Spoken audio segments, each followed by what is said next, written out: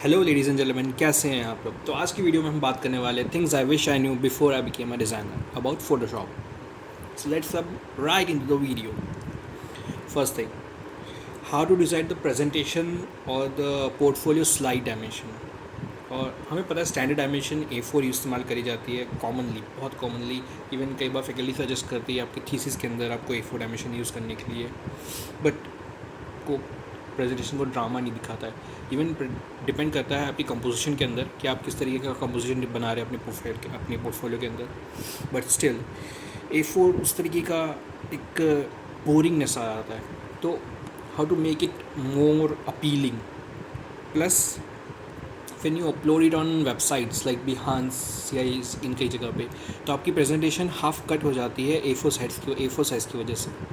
So the best dimension जो मैं prefer करूँगा वो है आप दो A4 साइज़ की जो हाइट है दोनों साइड से उनको ज्वाइन कर दें, तो एक वाइडर लैंडस्केप इस तरीके का कुछ आपको, फॉर एग्जांपल इस तरीके का कुछ आपको मिलेगा। इधर मैंने जैसे A4 डायमेंशन की हाइट 21 सेंटीमीटर और विथ 29.7 सेंटीमीटर है, मैंने विथ को मल्टीप्लाई कर दिया बाई 2,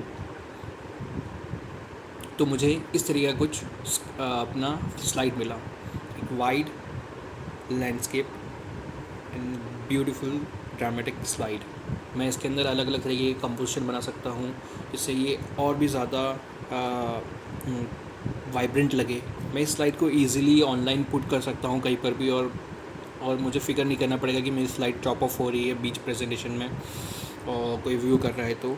और इवन ये एक तरीके का सिनेमैटिक ड्रामा ऐड करता है। सेकेंड पॉइंट, ब्रशेस को समझना बहुत ज़्यादा ज़रूरी है, बिकॉज आप स्केचिंग के बाद रेंडरिंग पे अपना पूरा टाइम निकालते हो और आपको स्केचेस के ऊपर, आपकी ब्रश स्ट्रोक्स के ऊपर आपको पूरा ध्यान देना पड़ता है कि आप किस तरीके का ब्रशेस यूज़ करो, आपकी थिकनेस कौन सी है, आप कितनी है, आप ट्रांसपेरेंसी कितनी है, और उस पर आपका रेंडरिंग क्वालिटी इम्प्रूव होती है। तो इसके अंदर आपको 3 चीज़ ध्यान रखनी है। एक, पेन प्रेशर आइकन सबसे top of the screen.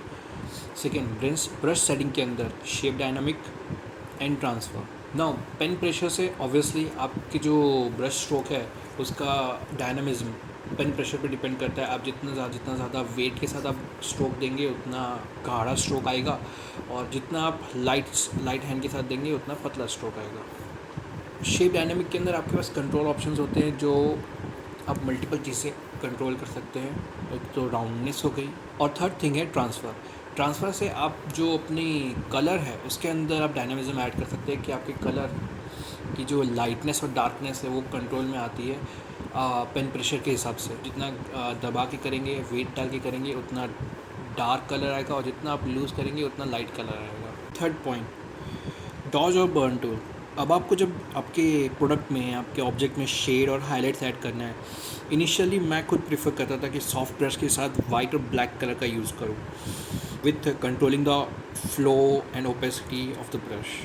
But जब कोई मटेरियल कम्प्लीटली डार्क शेडो में, या फिर कम्प्लीटली हिडन, या फिर कम्प्लीटली एकदम बिहाइंड द ब्लैक शेड नहीं है, तो उसके ऊपर सिर्फ उसका जो कलर का जो टोन है वो डार्क होता है, या फिर शेड उसका ज़्यादा हो जाता है, ना कि उसके अंदर ब्लैकनेस ऐड होती है। तो उस चीज़ को कंट्रोल करने के लिए burn tool and dodge tool का इस्तेमाल करा जाता है। वाइल बर्न टूल आपको डार्कर टोन देता है, सिमिलरली डॉज टूल आपको हाइलाइट्स देता है। तो जब आपका ऑब्जेक्ट के ऊपर कहीं पे कहीं पे आपकी एम्बियंट लाइट से कोई शेडो पड़ रहा है और उससे मटेरियल का हल्का टोन कम हो रहा है, टोन डार्क हो रहा है, तो आप बर्न टूल का यूज़ करके उसके अंदर टोन डार्क कर सकते हैं। या फिर हाईलाइट देने के लिए किसी लाइट का आप हाईलाइट टूल यूज़ कर सकते हैं जो आपके मटेरियल पे हाईलाइट देगा। ग्लॉसी टाइप के भी हाईलाइट दे सकते हैं आप, और इवन ग्रेनी हाईलाइट्स भी दे सकते हैं। Point 4, pen tool. तो आपने कोई स्केच बनाया है और आपको उसके अंदर कोई स्ट्रोक हाईलाइट करना है, तो उसके लिए भी आप पेन टूल का यूज़ कर सकते हैं। मुझे इस पाथ को स्ट्रोक में कन्वर्ट करना है। Right click, stroke path, simulate pressure से आपका जो स्ट्रोक है उसके एंजेस पे सॉफ्टनेस आ जाती है, ताकि वो एक नेचुरल स्ट्रोक को डिपिक्ट करता है। Fifth point, cleaning sketches photos.